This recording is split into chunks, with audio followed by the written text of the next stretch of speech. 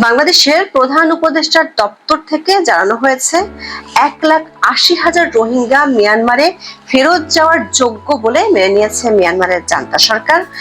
এমন বার্তায় সামাজিক মাধ্যমে বেশ প্রশংসায় ভাসছিল ডক্টর ইউনূসের সরকার। কিন্তু 8 ঘন্টার ব্যবধানে প্রধান উপদেষ্টার প্রেস সচিব জানালেন, আগামী বছরের মধ্যে রোহিঙ্গাদের তাদের মাতৃভূমিতে ফেরত পাঠানো যাবে কিনা তা নিশ্চিত নয়। অথচ 20 দিন আগে জাতিসংঘের মহাসচিবের সামনে ডক্টর ইউনূস বলেছিলেন, রোহিঙ্গারা আগামী ঈদ আরাকানেই করবে। আমাদের বিশ্লেষণ হলো, রোহিঙ্গাদের তালিকা করা, সে তালিকা মিয়ানমারের জান্তা সরকার মেনে নেয়া, এগুলো নতুন কিছু নয়, বরং বিগত আওয়ামী লীগ সরকারের আমল থেকে যে প্রক্রিয়া চলছে তারই ধারাবাহিকতা। উল্টো খবর হলো, মিয়ানমারের রাখাইন রাজ্য যাদের দখলে, সেই সরকারটির নাম ন্যাশনাল ইউনিটি গভর্নমেন্ট, জান্তা সরকারের সাথে বৈঠক করায় উল্টো খেপেছে আরাকান আর্মির বস এই ন্যাশনাল ইউনিটি গভর্নমেন্ট। ফলে প্রশ্ন দেখা দিয়েছে, অন্তর্বর্তী সরকারের অতি প্রচারে রোহিঙ্গাদের নিয়ে সমস্যা আরো বাড়ছে না তো? চলুন যাওয়া যাক বিশ্লেষণে। থাইল্যান্ডের রাজধানী ব্যাংককে বিমস্টেক শীর্ষ সম্মেলনের ফাঁকে 4 এপ্রিল বাংলাদেশের প্রধান উপদেষ্টার রোহিঙ্গা সমস্যা বিষয়ক বিশেষ প্রতিনিধি খলিলুর রহমানের সাথে মিয়ানমারের জান্তা সরকারের উপপ্রধানমন্ত্রী ইউ থান শিউয়ের বৈঠক হয়। মিস্টার শিউ দেশটির পররাষ্ট্রমন্ত্রীর দায়িত্ব পালন করছেন। সে বৈঠকের পর বাংলাদেশের অন্তর্বর্তী সরকার প্রধান উপদেষ্টার ফেসবুক পেজে একটি পোস্ট দেওয়া হয়। সে পোস্টে জানানো হয়, কক্সবাজারে আশ্রয় নেওয়া তালিকাভুক্ত 8 লাখ রোহিঙ্গার মধ্যে 1,80,000 রোহিঙ্গা মিয়ানমারে ফেরত যাওয়ার যোগ্য বলে জানিয়েছে দেশটির জান্তা সরকার। চূড়ান্ত যাচাই বাছাইয়ের পর্যায়ে আছে আরো 70,000 রোহিঙ্গা। কিন্তু ওই পোস্টের খবরকে বাংলাদেশের বেশ কিছু গণমাধ্যমে ভুলভাবে উপস্থাপন করা হয়। প্রতিষ্ঠিত অনেক সংবাদ মাধ্যমের শিরোনাম ছিল, 1,80,000 রোহিঙ্গাকে ফেরত নিতে রাজি মিয়ানমার। অবশ্য অন্য গণমাধ্যমগুলোর খবর হলো, মিয়ানমারের জান্তা সরকার এদেরকে প্রত্যাবর্তনের যোগ্য মনে করছে। অবশ্য এমন পোস্টের 8 ঘন্টার মধ্যে প্রধান উপদেষ্টার প্রেস সচিব করেন নতুন পোস্ট। সে পোস্টে বলা হয়, সাম্প্রতিক সময় মিয়ানমারের রাখাইনে আরাকান আর্মি যে উদ্ভূত পরিস্থিতির সৃষ্টি করেছে, এর ফলে আমরা নিশ্চিতভাবে বলতে পারছি না যে আগামী বছরের মধ্যে রোহিঙ্গাদের তাদের মাতৃভূমিতে ফেরত পাঠাতে পারবো কিনা। দর্শক, আপনাদের হয়তো মনে আছে, গত রমজানে জাতিসংঘের মহাসচিব অ্যান্টনিও গুতেরেস বাংলাদেশে এসেছিলেন। রোহিঙ্গা ক্যাম্পে গিয়েছিলেন ইফতার করার জন্য। তখন বাংলাদেশের প্রধান উপদেষ্টা ডক্টর মোহাম্মদ ইউনূস বলেছিলেন, রোহিঙ্গারা আগামী ঈদ নিজ মাতৃভূমি আরাকানে করবে। আমরা তখন একটি ভিডিওতে বলেছিলাম, বাস্তবে এটি কোনোভাবেই সম্ভব নয়। আমাদের বিশ্লেষণ হলো, গত মার্চ থেকে রোহিঙ্গাদের ফেরত পাঠানো নিয়ে একটি রাজনৈতিক তৎপরতা আমরা লক্ষ্য করছি, কিন্তু সেটি বাস্তবে কতটুকু সম্ভব এবং কিভাবে সম্ভব, সে আলোচনার চেয়ে রাজনৈতিক স্ট্যান্ডবাজিটাই বেশি চলছে। প্রধান উপদেষ্টা ডক্টর ইউনূস 20 দিন আগে রোহিঙ্গাদের কাছে গিয়ে তাদের আশ্বাস দিয়ে এসেছিলেন, তারা নিজ মাতৃভূমিতে ফিরে যাবে 1 বছরের মধ্যে। অথচ এরই মধ্যে তারই প্রেস সচিব বলছেন, আগামী 1 বছরের মধ্যে তাদের ফেরত পাঠানো শুরু হবে কিনা সেটি নিশ্চিত নয়। এবার আসি মিয়ানমারের জান্তা সরকারের তালিকার বিষয়ে সম্মতি প্রসঙ্গে। বর্তমান অন্তর্বর্তী সরকারের পক্ষ থেকে বিষয়টি এমন ভাবে প্রচার করা হচ্ছে যেন ডক্টর ইউনূসের অন্তর্বর্তী সরকার গত 8 মাসের চেষ্টায় জান্তা সরকারকে রাজি করাতে পেরেছে। কিন্তু বাস্তবতা হলো, বিষয়টি তেমন নয়। দর্শক, আরাকান থেকে বাংলাদেশে বড় সংখ্যায় রোহিঙ্গাদের পালিয়ে আসার প্রথম ঘটনা ঘটে 1991 এবং 1992 সালে। এরপর 2017 সালের 25শে আগস্ট মিয়ানমারের সেনাবাহিনী উত্তর রাখাইন রাজ্যে রোহিঙ্গা জনগোষ্ঠীর বিরুদ্ধে দমন পীড়ন শুরু করে। সেই দিন থেকে বাংলাদেশের উখিয়া এবং টেকনাফের বিভিন্ন সীমান্ত দিয়ে বাংলাদেশে অনুপ্রবেশ করতে থাকে রোহিঙ্গারা। জাতিসংঘের হিসাব মতে সে সময় বাংলাদেশে আশ্রয় নিয়েছিল 8 লাখ রোহিঙ্গা। শরণার্থী ত্রাণ ও প্রত্যাবর্তন কমিশনার মোহাম্মদ মিজানুর দৈনিক প্রথম আলোকে জানিয়েছেন, বিগত আওয়ামী লীগ সরকার 2018 থেকে সালে 6 ধাপে মিয়ানমারকে রোহিঙ্গাদের তালিকা দেয়। সে তালিকা থেকে 1,80,000 রোহিঙ্গার পরিচিতি নিশ্চিত করে বর্তমান জান্তা সরকার। বিবিসি বাংলার এক প্রতিবেদনে বলা হয়েছে, রোহিঙ্গাদের প্রত্যাবাসনে 2017 সালের নভেম্বরে মিয়ানমারের তখনকার ক্ষমতাসীন অং সান সুচি নেতৃত্বাধীন বেসামরিক সরকার বাংলাদেশের আওয়ামী লীগ সরকারের সঙ্গে একটি চুক্তি করেছিল, যার মধ্যস্থতা করেছিল চীন। এর অংশ হিসেবে 2018 সালের 15 নভেম্বরের মধ্যে রোহিঙ্গাদের প্রথম দলটিকে মিয়ানমারে নিয়ে যাওয়ার কথা থাকলেও সেটি আর বাস্তবে আলোর মুখ দেখেনি। এরপর 2019 সালের অগস্টে চীনের তরফ থেকে রোহিঙ্গাদের ফেরত পাঠানোর আরেকটি উদ্যোগ নেওয়া হয়, কিন্তু নাগরিকত্বের বিষয়টি শুরু না হওয়ায় রোহিঙ্গারা স্বেচ্ছায় যেতে চায়নি।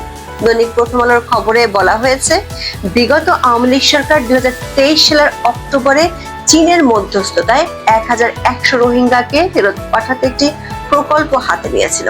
এর অংশ হিসেবে বান্দরবানের নাইক্ষ্যংছড়ি ও কক্সবাজারের টেকনাফে পৃথক 5টি ট্রানজিট কেন্দ্র তৈরি করা হয়েছিল, কিন্তু সেটিও আলোর মুখ দেখেনি।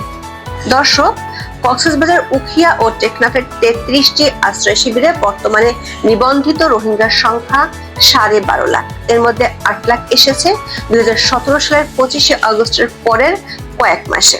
বর্তমান অন্তর্বর্তী সরকার দায়িত্ব নেওয়ার পর কয়েক দফায় কমপক্ষে 60 থেকে 80,000 রোহিঙ্গা বাংলাদেশে ঢুকেছে, কিন্তু গত প্রায় 8 বছরে একজন রোহিঙ্গাকেও মিয়ানমারে ফেরত পাঠানো যায়নি। দর্শক, আমাদের বিশ্লেষণ হলো, বর্তমান অন্তর্বর্তী সরকার রোহিঙ্গাদের ফেরত পাঠানোর বিষয়ে কাজের ধারাবাহিকতা বজায় রেখেছে। এটি হঠাৎ আসা কোনো সাফল্য নয়, যেমনটা তারা দাবি করছেন। তালিকা দেয়া, সে তালিকা মিয়ানমারের জান্তা সরকার যাচাই বাছাই করা, এই বিষয়গুলো একক কোনো ব্যক্তির সাফল্য নয়।